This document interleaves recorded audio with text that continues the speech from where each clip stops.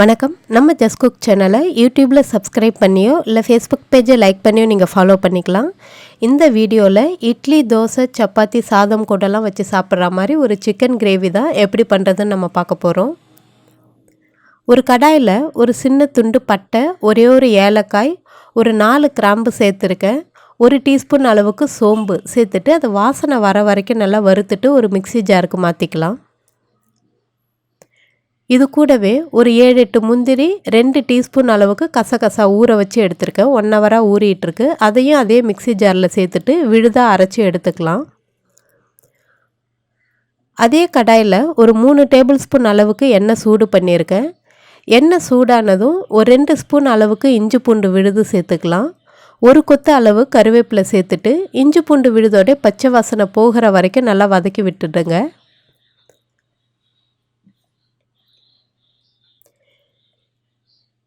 இது கூடவே 1 கப் அளவுக்கு நான் சின்ன வெங்காயத்தை நல்லா பொடியாக நறுக்கிட்டு சேர்த்துருக்கேன். நீங்கள் பெரிய வெங்காயம் கிடைச்சா கூட ஒரு பெரிய சைஸ் வெங்காயம் நல்லா பொடியாக நறுக்கிட்டு சேர்த்துக்கலாம். வெங்காயம் நல்லா வதங்கி வந்ததும் இது கூடவே 1/2 கிலோ சிக்கனை நல்லா சுத்தம் பண்ணிவிட்டு சேர்த்துக்கலாம். 1 டீஸ்பூன் மஞ்சள் தூள், கொஞ்சமாக உப்பு சேர்த்துட்டு நல்லா கலந்து விட்டுட்டு மிதமான தீயில வச்சு ஒரு 3லேருந்து 4 நிமிஷம் வரைக்கும் மூடி போட்டு வேக வைக்கலாம்.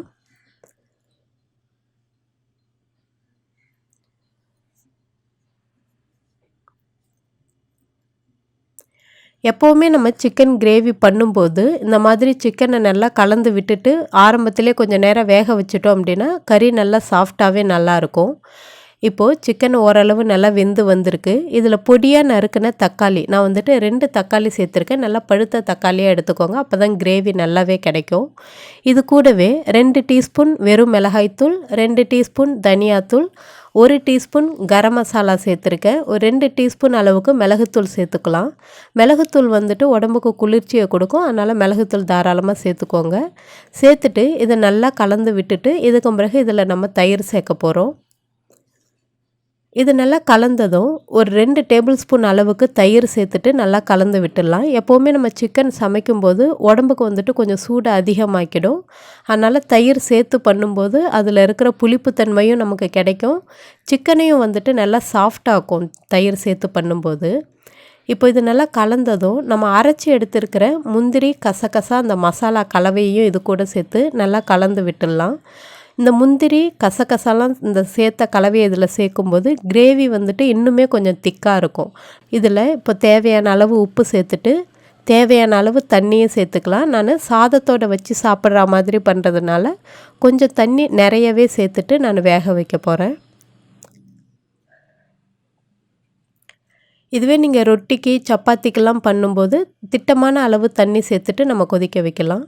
இப்போ தண்ணி, உப்பு, காரம்லாம் சரியாக இருக்கான்னு பார்த்துட்டு ஒரு 5 நிமிஷம் நல்லா மீடியம் ஃப்ளேமில் வச்சு எண்ணெய் பிரிஞ்சு வர வரைக்கும் நான் வேக வச்சுருக்கேன்.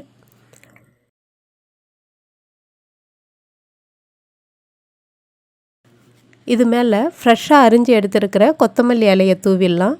கிரேவி இப்போ இந்த மாதிரி இருக்கிறது ஒரு 5 நிமிஷம் பொறுத்து நீங்கள் பார்த்தீங்க அப்படின்னா ரொம்பவே திக்காக கரெக்டான கன்சிஸ்டன்சிக்கு நல்லாயிருக்கும். நீங்களும் ட்ரை பண்ணி பார்த்துட்டு எப்படி இருந்துச்சுன்னு சொல்லுங்கள். மறக்காமல் நம்ம சேனலுக்கு சப்ஸ்கிரைப் பண்ணுங்கள். நன்றி, வணக்கம்.